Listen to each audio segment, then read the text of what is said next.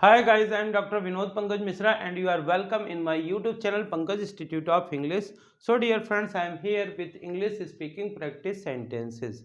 These sentences are very helpful to learn English. So dear friends, if you want to learn English through these sentences and you have not subscribed my channel, then please subscribe my channel and press bell icon so that you can get the notification of new videos and like and share more and more. तो आज शुरू करते हैं आज के sentence जिनकी हम आपको इंग्लिश बता रहे हैं। उसे नींद लगी है, लोहे में जंग लगता है, मुझे चाय की लत लग गई, क्या मुसीबत है, दरवाजे पर एक पर्दा है, उसे चोट लग गई, यह कोट मुझको कैसा लगता है, आप इसका क्या अर्थ लगाते हो, इसे हाथ मत लगाना, यह मेरे बस की बात नहीं है, यह मेरे बस की बात नहीं है, मुझे कहना पड़ता है, आप पर मुझे हंसी आती है, वह मुझसे मीलों दूर रहता है और मैंने उसे मुंह तोड़ जवाब दिया। तो डियर फ्रेंड, शुरू करते हैं। जैसे मान लीजिए हम कहना चाहते हैं कोई व्यक्ति बहुत थका हुआ है और उसको नींद लग रही है, तो उसे नींद लगी है। ही इज़ फीलिंग, इसको इंग्लिश में बोलते हैं ही इज़ फीलिंग ड्राउसी। ड्राउसी, ड्राउसी मतलब होता है नींद लगना। He is feeling drowsy. लोहे में जंग लगता है। तो डियर फ्रेंड्स, कहते हैं कि यदि हम किसी चीज़ को छोड़ देते हैं तो वो चीज़ बर्बाद हो जाती है। इसी प्रकार यदि लोहे को हवा में खुला छोड़ देते हैं तो उसमें जंग लगता है और धीरे धीरे समाप्त हो जाता है। तो लोहे में जंग लगता है, इसको बोलते हैं iron rusts. Iron rust, RUSTS, iron rust, लोहे में जंग लगता है। डियर फ्रेंड्स, जब किसी चीज़ के बिना आप नहीं रह पाते हैं, किसी चीज़ को बार बार लेने की कोशिश करते हैं, तो उसको कहते हैं लत। जैसे मुझे चाय की लत लग गई, यानी बहुत ज़्यादा यदि हम चाय पीने लगे तो इसको इंग्लिश में बोलते हैं I M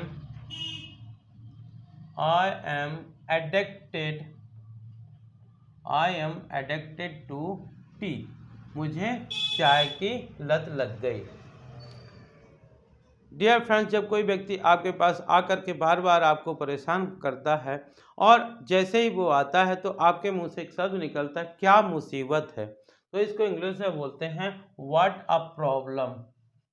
what a problem, what a problem.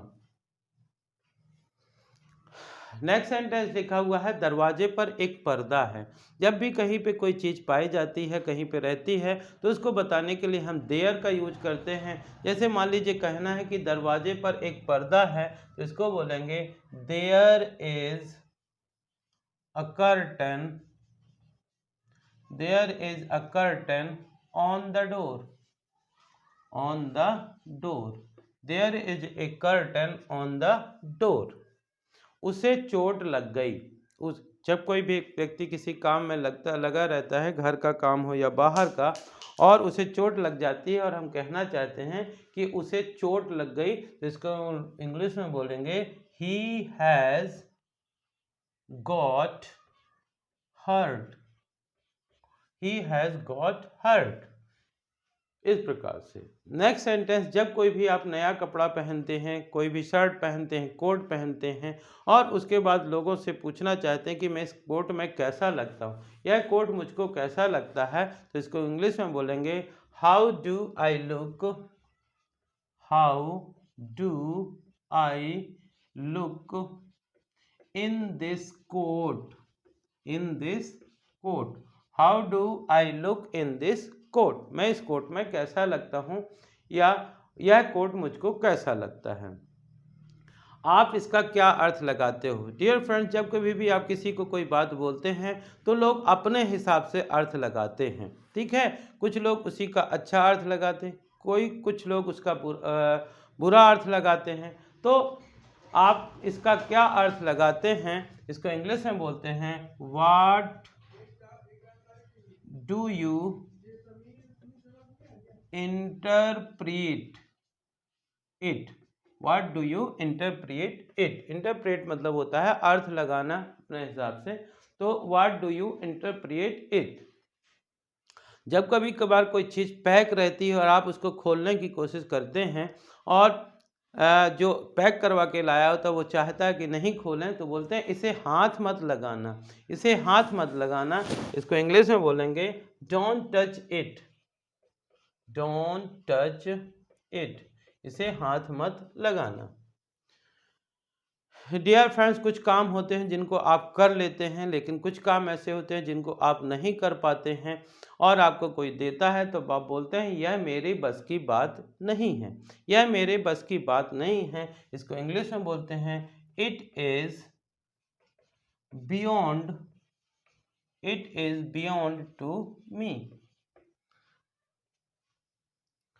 Dear friends, जब आप किसी चीज़ को ना चाहते हुए भी कहते हैं तो इस चीज़ को कहते हैं कि मुझे कहना पड़ता है, मुझे कहना पड़ता है। इसको इंग्लिश में बोलेंगे आई हैव टू से, आई हैव टू से, मुझे कहना पड़ता है। डियर फ्रेंड, जब कोई ऐसा काम करता है कि उसकी मूर्खता पर हमको हंसी आती है, तो यदि कोई है इस प्रकार से है और आप कहना चाहते हैं कि आप पर मुझे हंसी आती है, तो बोलेंगे I amused, I amused at you, I amused at you, मुझे आप पर हंसी आती है। जब कोई व्यक्ति बोलता है, वो तो आपके घर के पास रहता है, आप उसे मेरा मैसेज दे दीजिए, मेरी बुक दे दीजिए, या उससे मेरी बुक लेते आइएगा, तो आप बोलते हैं कि वह मुझसे मीलों दूर रहता है, क्योंकि वो आपके पास नहीं रहता, बहुत दूर रहता है। तो इसको बोलेंगे he lives miles away to me, he lives miles away to me, वह मुझसे मीलों दूर रहता है। मैंने उसे मुंह तोड़ जवाब दिया। यदि किसी ने आपसे कुछ कहा है और आपने भी उससे दुगने में जवाब दे दिया, और या ऐसा जवाब दे दिया कि वो सामने वाला कुछ नहीं बोल पाया, तो आप बोलते हैं मैंने उसे मुंह तोड़ जवाब दिया। तो I gave him good retort, I gave him good retort, तो इस प्रकार से ये सेंटेंस हैं। These are very common, very easy sentence, very interesting sentence which you can learn by only reading again and again, और by listening again and again, और by writing again and again. तो dear friends, आप भी इन sentences को बार बार पढ़िए, बार बार सुनिए या बार बार लिखिए, और इनका यूज आप आसानी से कर सकते हैं।